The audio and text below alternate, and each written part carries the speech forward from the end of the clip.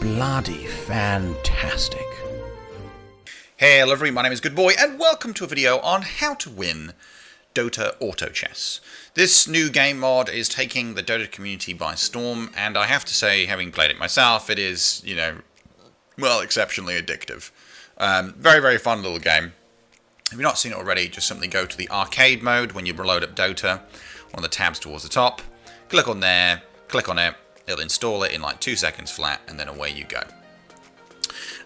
Before I show you how to win it, I probably should give you some basic breakdowns in terms of how the game fundamentally works. Once you finally load, which can be a bit of a nightmare in and of itself, and you pass the 6 or so different loading screens, you finally get to start your game. Now, in the very, very early parts of the game, as long as you select a hero, buy it, and place it on the board, you will win your first few rounds. And this is kind of where a lot of people literally lose in the first few rounds, because they load up the game and they're like, what the heck is going on here? And then they do it wrong. So the game loads up, and then you'll see your chess pieces. Now there's also a little icon towards the top left of the screen where you see a load of chess pieces. Whenever you click on that, you can buy a hero from it at any point, providing of course you have the money. Then you click on it, buy your little hero, and then you have to use your courier. It has a special movement key, which you click on the chess piece you bought, and then you put it somewhere on your chessboard. Now, positioning on the chessboard does matter, but there are other things that are a lot more important. But I'll get onto that later. You put that on the board, and the first round goes, and literally whatever hero you have picked and put on the battlefield will beat the 2 radiant creeps that it fights. Then you win, you get some gold for it, or some dollars, whatever, however you want to see it. And then with that gold, you can then buy your second unit, and because your courier, which is you by the way, has leveled up, you can then buy another unit and then once again place it down on the board, and then repeat. Obviously, as you level up and gain more experience, it becomes harder and harder to gain more experience, so you have to take your time. You get experience 2 ways. The first way is by simply winning a match, or fighting in a match, and then you get experience for that. But then also you get experience if you choose to level up. You can spend 5 gold to level up your experience, and then if you keep doing that, obviously you'll get to the maximum level, which for your horsey is, or your courier as it were, is 10. And at level 10 you can have 10 units on the battlefield at any time. So that's kind of the sort of basic mechanics of the game in a nutshell. However, there are 2 or 3 pretty key things to do with the game that you have to get right. The first one actually is to do with your farm and effective farming, and the second one is to do with your unit or hero synergy. So the first one that I want to talk about is your effective farm. So unlike Dota, where killing enemies does give you gold, and that is kind of true in Dota or chess, the much, much bigger thing you get is actually interest. For every 10 gold you have, up to 50 gold, you will gain 10% interest on it. So for example, if you have 10 gold, you'll get 1 interest. If you have 20 gold, you get 2 interest, 3 gold, 3 interest, 4 gold, 4 interest, and then finally at 5 gold, so if you've got 50 gold, you'll get 5 gold in interest. And that's kind of basically how it works.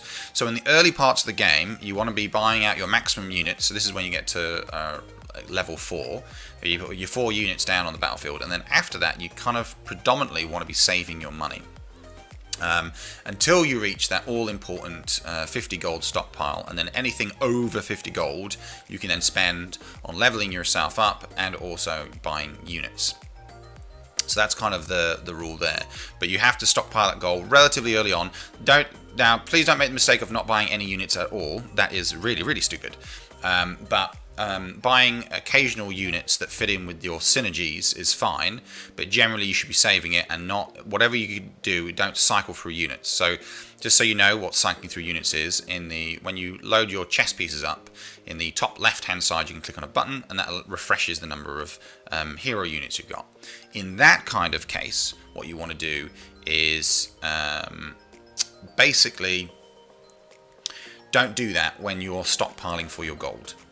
Do that once you've got your surplus gold, and you kind of want to do that after you get level up your hero to maximum levels of experience. So that's that there. Once you have stockpiled your gold, then you can start spending it on, first and foremost, you're leveling yourself up. So you want to, before you get to level 10, you want to be spending a minimum of 5 gold, but ideally probably 10 gold per turn, leveling yourself up, so that way you can get your maximum 10 units and have the best chance of winning a round. That's your first rule. And that's kind of gold and economy. Once you've done that, you will then spend your surplus gold, your surplus after 50 gold, on cycling through units to get all the different heroes that you want. So that's the kind of gold side and efficiency of the economy.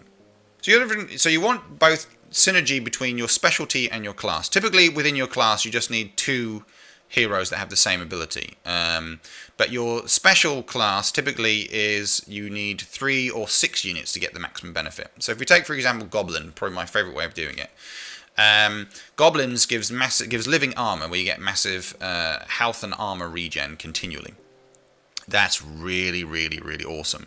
So, for example, if you've got a bounty hunter, a clockwork, a tinker, a timber saw, a techies, and an alchemist all on the same team, what's going to end up happening is you get massive levels of regen. A lot of those also have another synergy, and this is the mech synergy. And so if you've got enough mechs on the board as well, you'll get massive regen from that. And so that's kind of the idea, is you want to have a specific specialty, and then within that specialty a couple of different classes in order to get the maximum level out of it.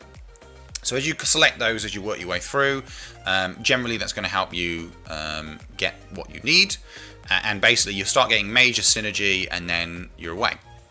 The last little tip that I wanted to end on was actually in terms of the whole cycling through units. So once you leveled up to maximum level 10, once you have done all that, you're then going to just work your way cycling through different units. And you need to be very, very disciplined about only picking about 6 or so, maybe 7, max 8 different kinds of heroes. All should belong to one specialty, and then maybe you can throw in a few overpowered ones that have some kind of synergy with the rest of your group, as it were.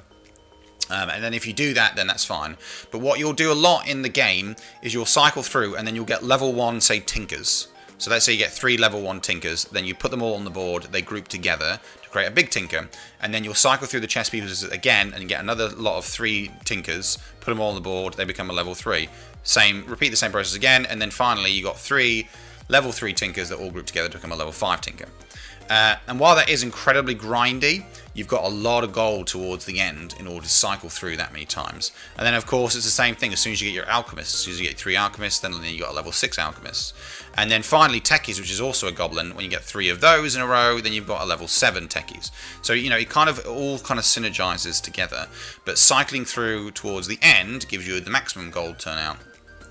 Maximum efficiency for gold, and allows you to continually level up your units by simply creating lots of them, grouping them together, and then continuing that process. And that, if you do that continually, you should, in theory, win. But remember, it does depend on how good your teammates are. There are 8 of you that start, it's last man standing. So if you are the man that is if you are the last one alive, then you will win your particular round. But like I say, it does completely depend on how well your other teammates do as well. But typically, you follow all these rules, you will last to the end and win the game. Anyway, thank you so much for watching. Please like, subscribe and share, and stay tuned for more great videos coming soon. Goodbye.